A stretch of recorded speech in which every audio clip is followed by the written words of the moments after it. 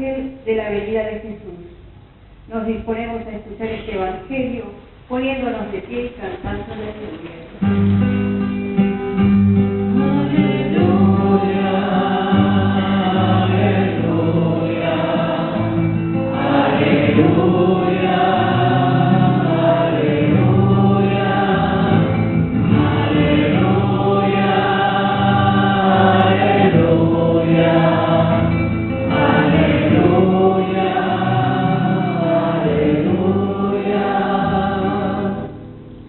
La Virgen concebirá y dará a luz un niño, a quien pondrán el nombre de Emmanuel, Dios con nosotros.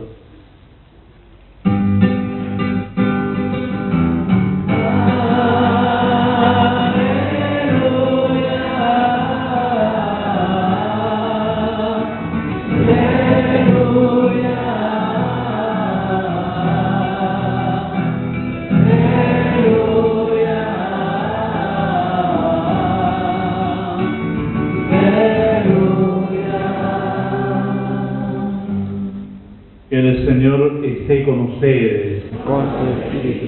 Evangelio de nuestro Señor Jesucristo según San Mateo.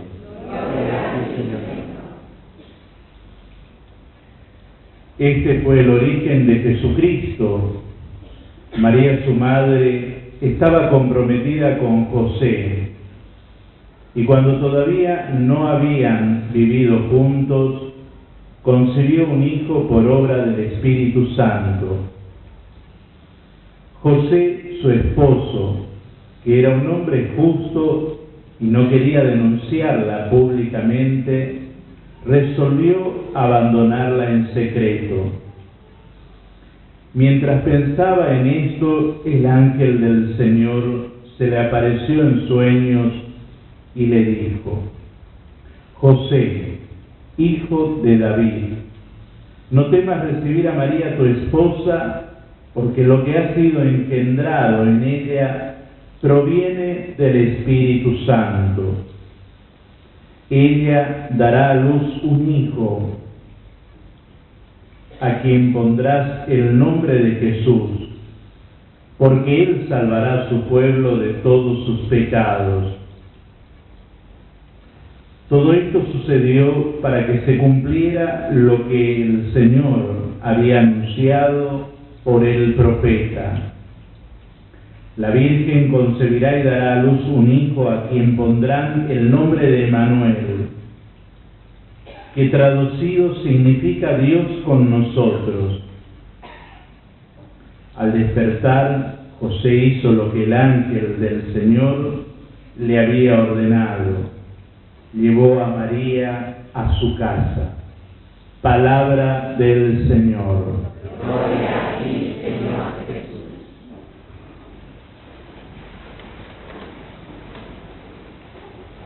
En este cuarto domingo de Adviento, es decir, ya el último, porque estamos próximos a celebrar el nacimiento de nuestro Redentor,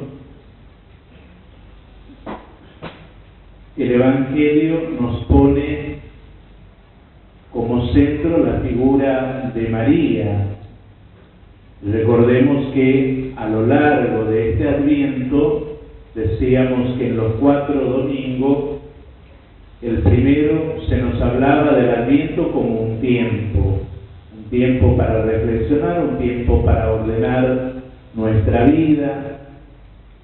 Se nos decía que no vivamos desordenadamente, que no nos entreguemos como aquellos en tiempo de Noé, donde se dedicaban al comercio, se casaban, vendían, compraban, y no hicieron caso al mensaje de Dios hasta que fueron sorprendidos por el diluvio. Eso da el marco hacia donde nos quiere llevar el tiempo del Adviento, que es preparar, y sobre todo para que tomemos conciencia de que nuestro fin último es estar con Dios, salir al encuentro de aquel que está viniendo. Y decíamos que el Adviento tenía como 2 etapas. La primera era de hacernos tomar conciencia de que nos preparamos para salir al encuentro de Cristo que viene en su gloria, es decir, para consumar la creación y la historia, y en ese momento es donde se llevará a cabo el juicio final y la resurrección de los muertos. Después los 3 domingos estaban marcados por estos personajes que nos ayudaban a meditar y a ver nuestra vida, que es el profeta Isaías, Juan el Bautista y ahora la figura de María. De qué manera estos personajes fueron ayudando a preparar nuestro corazón para recibir al Señor. Sabemos que todos los textos que se nos proponen a lo largo del Adviento, que provienen del profeta Isaías, son textos que nos invitan a la paz, a un Dios que viene, que congrega, que reúne y sobre todo que quiere comunicarnos esta paz que tanto deseamos y anhelamos los seres humanos. Y domingo atrás explicaba que la paz que trae el Mesías y la que anuncia Dios por medio del profeta es una paz que difiere y dicta de la paz romana que proclamó César Augusto, que es fruto justamente de la victoria, es decir, de la guerra. La paz que promete Dios en la instauración de su reino no es fruto de una batalla, de una victoria, sino que es de vivir y practicar, vivir en la justicia. La paz es fruto de la justicia y la felicidad que nosotros buscamos es el fruto de esa paz. También Juan el Bautista predicó un bautismo de conversión y frente a los signos que Cristo realiza se siente como desconcertado, porque él hablaba de la inminencia de la llegada del reino, que había que convertirse, y hablaba como ya de un juicio definitivo, como que no había un tiempo más. Por eso cuando Jesús comienza a predicar y comienza a devolver la vista a los ciegos, a hacer andar a los paralíticos, resucitar a los muertos, Juan desde la cárcel le manda a preguntar, ¿era vos o es otro? Y hablábamos de que muchas veces cuando uno saca de contexto el mensaje o radicaliza demasiado un aspecto del mensaje de la Escritura, corre el riesgo a ver este otro aspecto que también anunciaba Isaías, que en tiempos del Mesías justamente los ciegos recuperarán la vista, el tullido saltará y el muerto resucitará y las heridas serán curadas y vendadas.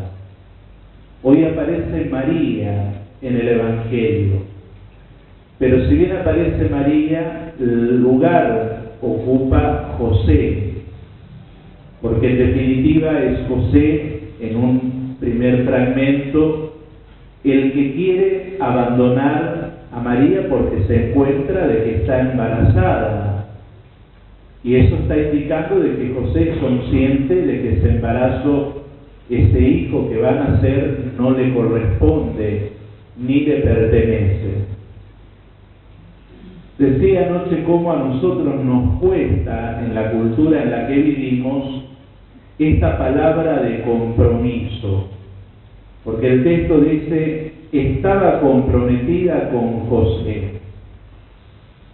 Para los que tienen unos años, y yo que no tengo mucho, pero recuerdo el tiempo de mis hermanos,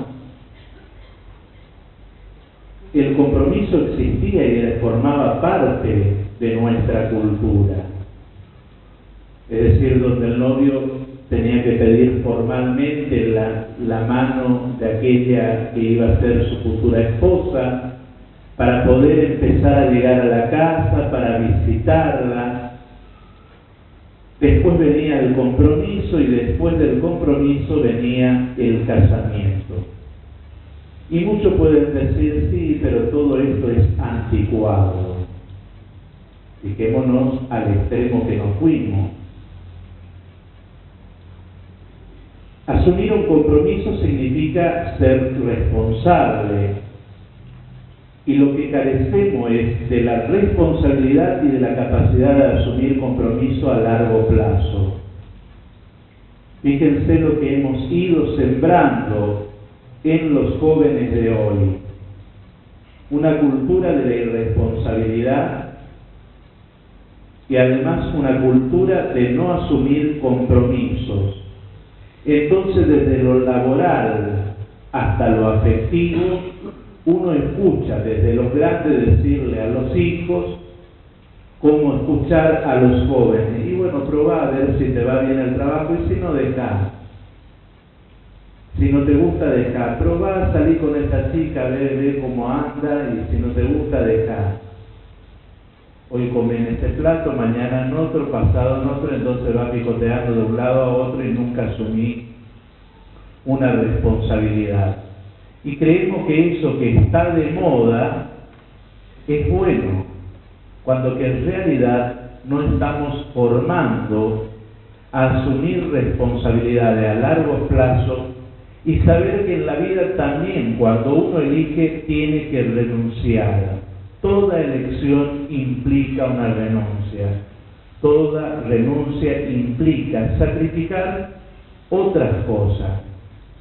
Los jóvenes y adolescentes, los que vamos criando ahora, no le enseñamos ni a asumir responsabilidades, ni a renunciar, y mucho menos a sacrificar determinados gustos. Entonces, todo se vuelve extraño. Ya la palabra compromiso queda sustituida, es decir, bueno, están conviviendo, están probando. Si es que se dan por aludido que están probando. Porque es muy probable, antes como pedían la mano para llegar, ahora ya ni siquiera la llave de la puerta, porque un día se encuentran los padres y la candidata está durmiendo con el hijo, o el hijo en la casa de la candidata, es decir, ya ni siquiera piden permiso. Y todo eso hace, bueno, lo que pasa es que ahora la juventud está así. La juventud es fruto de lo que nosotros vamos dejando de lado como valores y asumimos, por querer estar a la altura de una modernidad, antivalores que no venden el mercado en el que movemos. Aunque la calle y el mundo lo formamos nosotros, porque la calle no está habitada por otras personas extraterrestres que no sean nosotros los que la transitamos día a día. Por eso qué bueno este texto, volver a recapacitar lo que significa estar comprometida. Entonces José dice, pero esto no es mío. También frente a esto uno puede decir, pero qué tonto José, se llevó el paquetito de otro. Y fíjense, como nosotros no educamos en el compromiso, en el respeto, asumir las responsabilidades y la consecuencia de a veces vivir de un lado a otro, de estar picoteando aquí y allá, asumir lo que significa la paternidad responsable. ¿Qué es lo que primero le decimos, o los padres le dicen a un varón, cuando con aquella que está saliendo de golpe está embarazada? ¿Estás seguro que es tuyo? ¿O te está metiendo el regalo de otro? Entonces, preguntemos, ¿qué estamos haciendo? Esas actitudes y ese modo de pensar hace que la familia llegue a deteriorarse totalmente, de que el hombre no asuma la responsabilidad de formar una familia, de formar un matrimonio, de formar un hogar.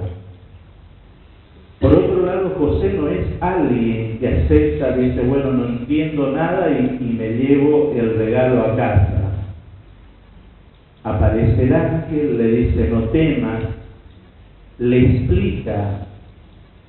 Y José va a entender, porque José no es alguien aislado de la historia del pueblo de Israel. José pertenece al pueblo que constantemente ha esperado al Mesías, ha esperado al Salvador, y por eso tiene una viva memoria de que Dios ha prometido el Mesías y que esperaban al Mesías. y por eso acepta a María y la lleva a su casa. Por eso dice, ni bien despertó, llevó a María a su casa. La fe no implica decir, bueno, esto acepto, no entiendo y no me queda otra cosa que aceptar. La fe implica conocer, tener memoria, reflexionar para después poder vivirla mejor. Los dogmas en la Iglesia no son definiciones inteligibles en las que uno no puede comprender y entender. Siempre las definiciones dogmáticas implicaron largos procesos de reflexión, de debate, donde la razón tuvo que aportar y donde el lenguaje se tuvo que buscar y seleccionar para expresar mejor el contenido en el que creemos. Cuando yo digo creo, creemos, dónde creo, en qué lugar, en quién creo, no estoy repitiendo simples palabras espontáneas. Por eso la fe requiere una larga reflexión y también de parte del pueblo, como de los pastores, requiere ir buscando esa reflexión y al mismo tiempo el lenguaje adecuado para que el misterio que celebramos sea accesible a la nueva generación, esté a la altura del momento en que vivimos, sin cambiar su contenido, pero sí el modo de explicarlo y de exponerlo. Es lo que Pablo va a decir en la carta a los romanos: estamos llamados a la obediencia de la fe. Pero la fe, uno obedece en la fe al misterio de Dios que se nos propone cuando se nos explica y los entendemos. Por último, hacer referencia a la oración colecta. Fíjense, estamos por celebrar el nacimiento y la oración colecta nos dice que la gracia venga sobre nosotros, que por el anuncio del ángel hemos conocido la encarnación de tu Hijo, para que por su pasión lleguemos a la cruz y por su resurrección a la gloria. Uno puede decir, ¿y cómo aparece esto de la pasión, muerte y resurrección de Cristo cuando nos estamos preparando para el nacimiento? Esto es para recordarnos que el que nace, el que nació, es el que murió y resucitó y quien viene en cada Eucaristía, y que desde la fe tenemos que descubrirlo presente en medio de nosotros. Y cerca de la Semana Santa se nos va a hablar de la encarnación, para recordar que el que va a morir en la cruz y resucitó es el que asumió plenamente nuestra naturaleza humana. Hoy le decía a uno en la sacristía, el tiempo de la Navidad, es decir, la Nochebuena, nos da la posibilidad de empezar a celebrar desde las 5 de la tarde, pasando por la noche, pasando por la aurora, por la misa del día. Es decir, es la única liturgia que tiene esquemas de misa en distintos horarios. Yo sé, todavía hay algunos hermanos curas que se les ocurre celebrar a las 12 de la noche para que en ese momento cantar el Gloria porque están haciendo el niño, lo cual es ridículo. Es decir, nadie, ni la Escritura afirma de que nació a las 12 de la noche. No quiero creer ni escuchar de que le dirán a la gente que cuando se acercan a comulgar están comulgando al niño. En el misterio de Cristo muerto y resucitado, en ese contexto hacemos memoria del que entró en nuestra historia, del Emmanuel que camina y que está y que vive con nosotros.